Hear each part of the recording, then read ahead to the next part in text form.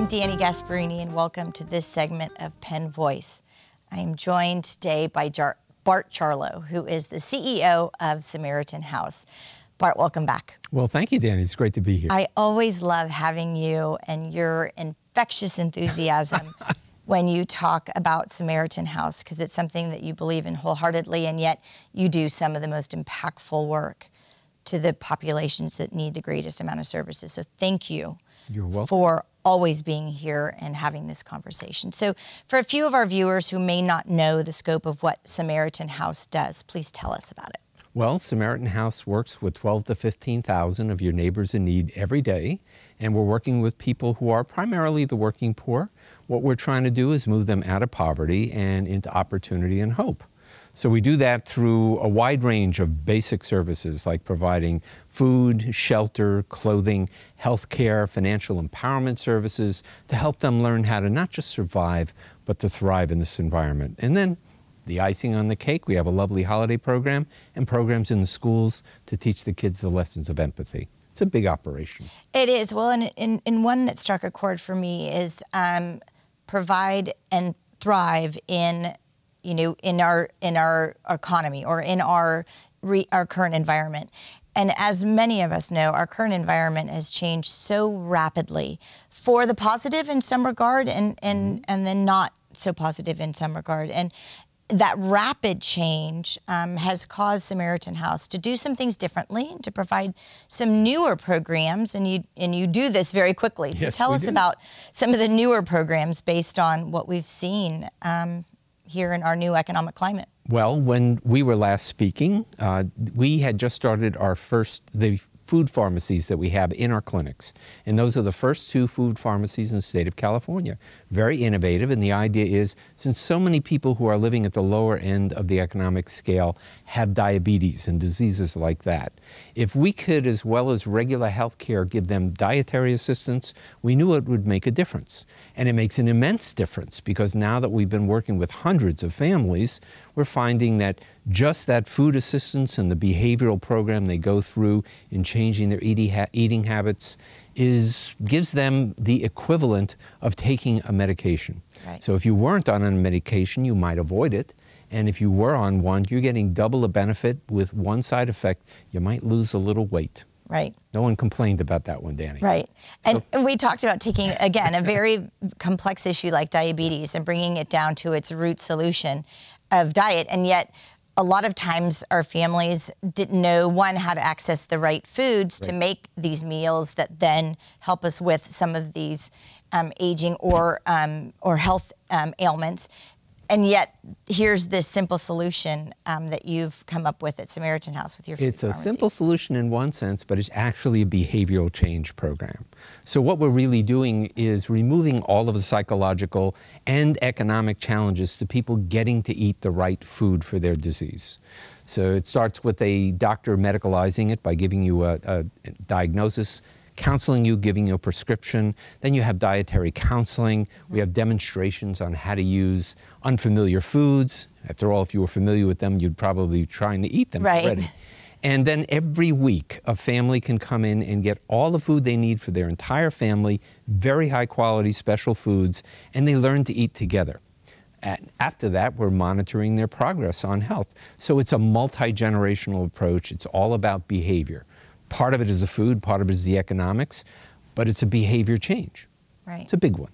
And you and I talked about, too, last time about you do have a food delivery or food service program where people can come and receive groceries, but then now this sort of bridges that gap where people understand what they actually need in order to help with some of their health issues. Yeah. And so it's not just saying, here's a bag of groceries. Right. Now it's, how do we prepare it? How do we understand the foods that are in this bag? How do we make sure that you're getting the right foods to support greater health? So, but food for us, Dani, is a really big thing. Right. We deliver food 12 different ways.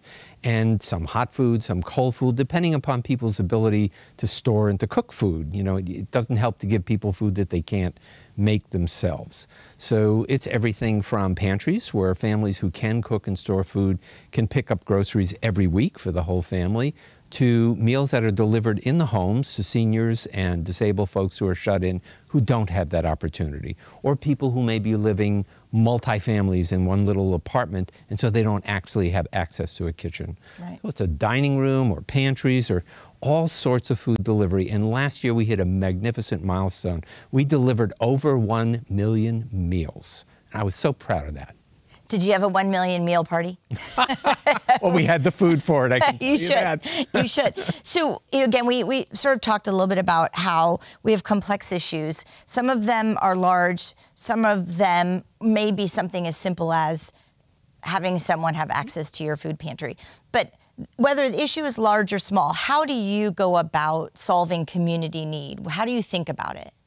We try to think about it in the larger perspective of all of the needs a family or a household would have, and of course that's magnified on the scale of a community. Right. When somebody's having financial problems, it's a cascade of problems. It's never really one thing. Mm-hmm. If you can't pay your rent, how are you going to fix your car? How are you going to feed your kids? How are you going to put the kids in clothing to get to school? So it piles up on you. And what we do that's distinctly different from most organizations, number one, we have services for all of that. So we can pretty much package what you need right there when you come in and visit us. Mm-hmm. And the other way is we do a very beautiful job of what we call case management. It's a fancy way of saying we sit down and talk with people, we find out exactly what's going on, not just their crisis, but everything that's impacting their lives, and also what resources they have. Mm-hmm. And so we can then work with them on how to put that together to be more effective for them, and then we'll only supplement that, because we don't want people dependent on us forever. We want them to be self-reliant, and we're able to do that for folks. We'll give them that extra boost of our financial empowerment program. So as we speak for the next couple of months, we'll be helping low-income families do their taxes for free. Mm-hmm. And by that mechanism, we're able to return hundreds of thousands of dollars in earned income tax credits into their pockets that they desperately need. We have savings match programs so that they can put together an emergency nest egg.